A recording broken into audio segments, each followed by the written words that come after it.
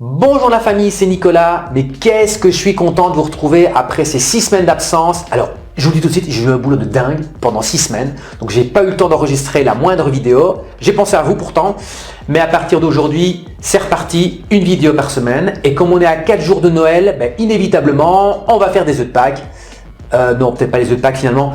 On va faire la bûche Mogador de Pierre Hermé. Alors je vous vois venir, oh là là, bûche Mogador de Pierre Hermé, mais qu'est-ce qu'il fait là? Comment on va réaliser ça? Non, vous allez voir, c'est tout simple. On va détailler étape par étape, couche par couche. Alors oui, c'est un petit peu compliqué à faire, c'est vrai, c'est du Pierre Hermé, mais vous allez voir à la fin de la vidéo, vous saurez vous aussi réaliser la bûche et je suis certain que vous allez épater vos invités avec. Alors si vous êtes prêts, on va commencer, c'est parti! Pour confectionner cette bûche, on a 4 préparations à réaliser. On a d'abord un biscuit cuillère, ça c'est classique. On a une ganache chocolat au lait fruits de la passion, c'est ça le Mogador. On a un sirop fruits de la passion et alors on aura un glaçage chocolat et on ajoutera dessus quelques coques de macarons Mogador pour donner un petit peu de décor. On va commencer par préparer le biscuit cuillère. Pour le réaliser, on aura besoin de 9 jaunes d'œufs, de 5 blancs d'œufs, de 80 g de sucre semoule, de 50 g de sucre semoule pour préparer la meringue et de 85 g de farine. Dans la cuve du robot, j'ai placé les jaunes avec les 85 g de sucre semoule. Je vais fouetter le tout, je vais faire blanchir les jaunes. Il faut que le mélange devienne mousseux et double de volume. En même temps, je vais réaliser une meringue française avec les blancs d'œufs et les 50 g de sucre semoule.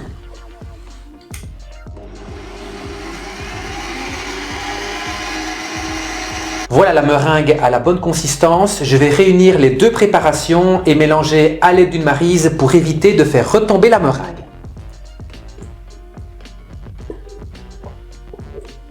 Mélangez bien délicatement.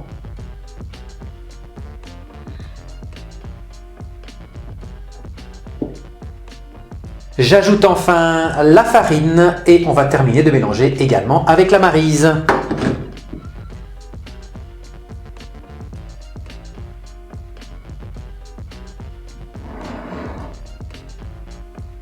Je vais ensuite étaler la pâte sur une feuille de papier cuisson. N'oubliez pas de bien lisser la pâte avec votre spatule pour avoir une épaisseur identique.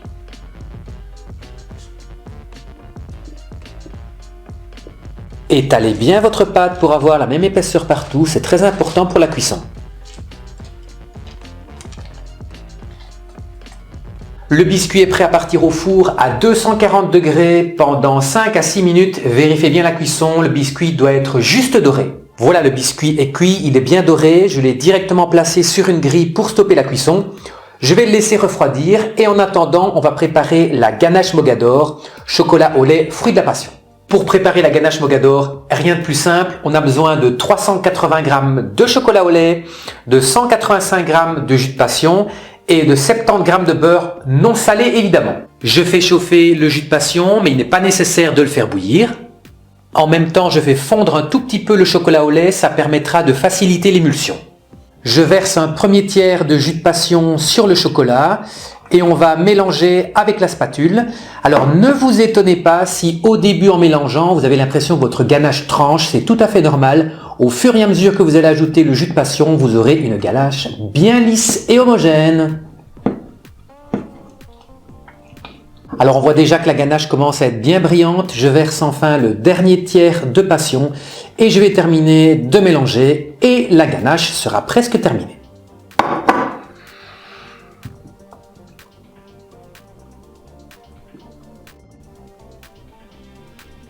J'espère que vous voyez qu'elle est vraiment bien lisse, c'est parfait. Alors il reste évidemment encore à ajouter le beurre en petits morceaux, mais oh là là, ça sent super bon, donc quand vous allez le réaliser, je suis certain que ça va vous épater.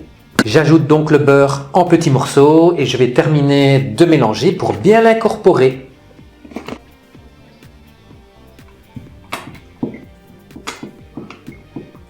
Pour qu'elle soit bien lisse, on va lui donner un petit coup de mixeur plongeant.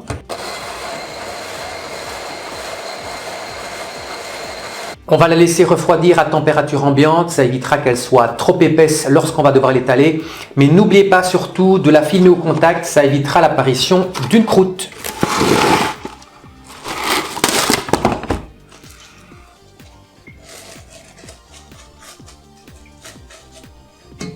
Troisième préparation, le sirop passion. Rien de plus simple. On a besoin de 70 g de jus de passion, 70 g d'eau et 70 g de sucre semoule. Donc tout est à 70 g. J'ai placé les 3 ingrédients dans un poêlon. Je vais faire chauffer et le sirop sera prêt.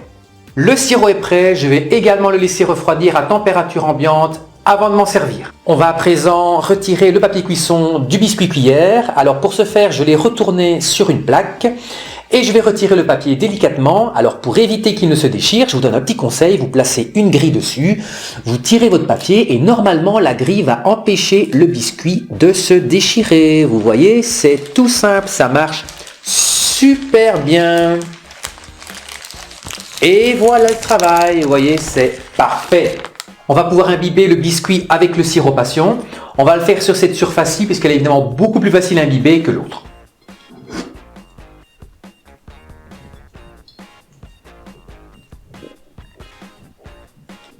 Voilà, la ganache est épaissie, on va pouvoir l'étaler sur le biscuit cuillère. Attention, gardez-en un tout petit peu pour les finitions, donc j'en ai laissé une bonne cuillère dans la casserole. Lorsque vous étalez votre ganache, répartissez-la de manière homogène, mais laissez toujours sur les extrémités une petite bande.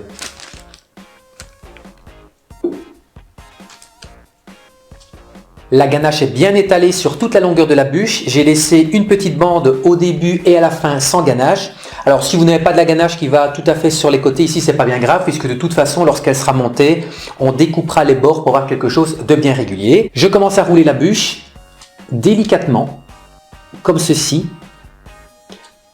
Premier tour, et puis alors vous avancez, alors faites attention, il ne doit pas y avoir de bulles d'air à l'intérieur de votre bûche. Alors servez-vous du papier, normalement votre papier cuisson va vous permettre de faire avancer doucement votre bûche. La bûche est maintenant bien roulée, bien emballée. On va la placer pendant à peu près 2 heures au réfrigérateur, le temps qu'elle prenne bien. Il nous restera ensuite à disposer une petite couche de ganache, celle qu'on a laissée de la casserole. Et puis alors après, on fera le glaçage et ce sera prêt. La bûche est restée à peu près 2 heures au réfrigérateur. Elle est bien prise, elle est bien froide. Je vais maintenant étaler le restant de ganache et lisser avec un papier. Étalez bien la ganache sur toute la surface de la bûche, ça permettra d'enlever tous les petits creux.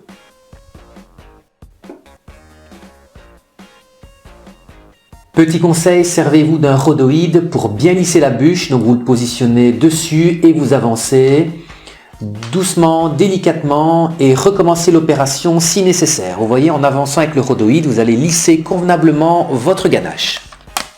La bûche va repartir au réfrigérateur encore à peu près 1 heure, le temps qu'elle soit vraiment bien prise. Pendant ce temps-là, on va préparer la sauce au chocolat. Pour préparer cette sauce au chocolat, j'ai placé dans un poêlon 25 g de chocolat noir avec 50 g d'eau, 15 g de sucre semoule et 25 g de crème épaisse. Je vais porter le mélange à ébullition et ensuite je laisserai cuire à feu doux jusqu'à ce que le mélange nappe la spatule.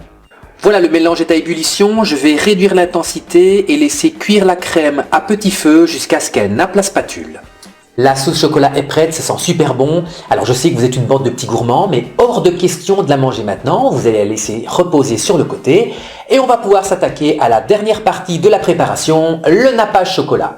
Pour préparer ce nappage chocolat qui viendra recouvrir notre bûche Mogador, on a besoin de 100 g de chocolat noir, de 80 g de crème entière, de 20 g de beurre et de 100 g de sauce au chocolat qu'on vient de préparer juste avant. J'ai fait bouillir la crème, je vais la verser en 3 fois sur le chocolat. Le but, vous vous en doutez, réaliser une ganache.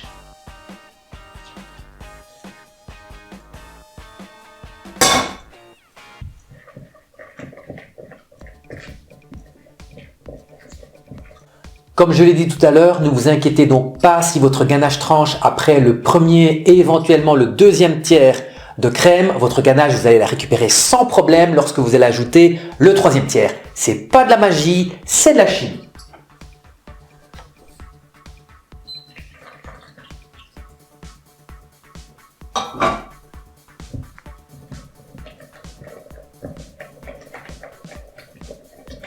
J'ai reversé la ganache dans le poêlon, elle est parfaite, elle est bien lisse, elle est bien brillante, c'est juste comme il faut. Alors dès qu'elle atteint les 60 degrés, vous pouvez incorporer le beurre et ensuite la sauce chocolat.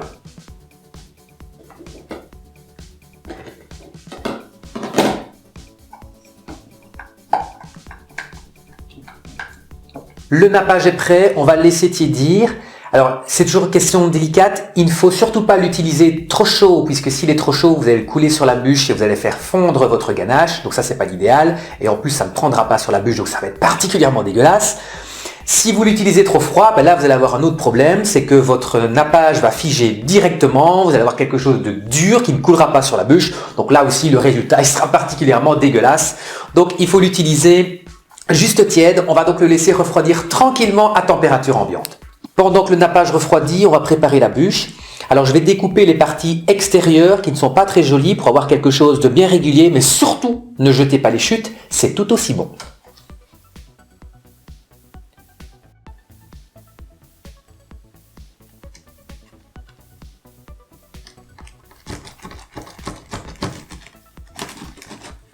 Pour glacer la bûche, je vais la placer sur une grille. J'ai placé en dessous un film alimentaire pour pouvoir récupérer l'excédent de glaçage et pouvoir le réutiliser une seconde fois. Alors faites très attention en déplaçant votre bûche, ne la faites pas tomber, ce serait quand même dommage. Donc allez-y délicatement et vous la placez sur la grille. Voilà, comme ceci. C'est parfait. Je verse donc doucement le glaçage sur la bûche.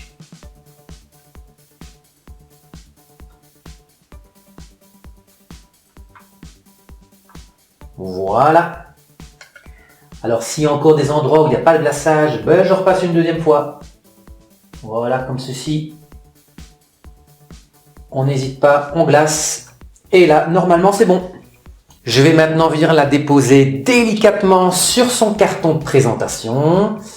Alors délicatement, c'est pas le moment de la laisser tomber. Voilà, elle y est. Normalement, c'est bon. Ok. Pour la décoration, on va habiller notre bûche de quelques coques de macarons réalisées préalablement. Je place également 2 coques de macarons sur les côtés, comme ceci. Et la bûche Mogador de Pierre Hermé est terminée. Et bien voilà, elle est faite cette bûche Mogador de Pierre Hermé. Qui c'est qui m'a dit « Oh, mais Nico, elle va être compliquée à faire, c'est chaud, c'est du Pierre Hermé, c'est Mogador ». Non, oui, c'est très simple à réaliser. Et en plus, elle est très légère, donc après un repas copieux, vous allez l'apprécier davantage. Pour la disposition des macarons, vous pouvez mettre un petit peu plus, un petit peu moins, vous mettre des grands, vous mettre des petits, donc ça c'est vous qui voyez au niveau de la décoration. Pour la déguster, le petit conseil, sortez-la du réfrigérateur un petit peu en avance, qu'elle reprenne un petit peu en température, ça donnera davantage de saveur à la ganache.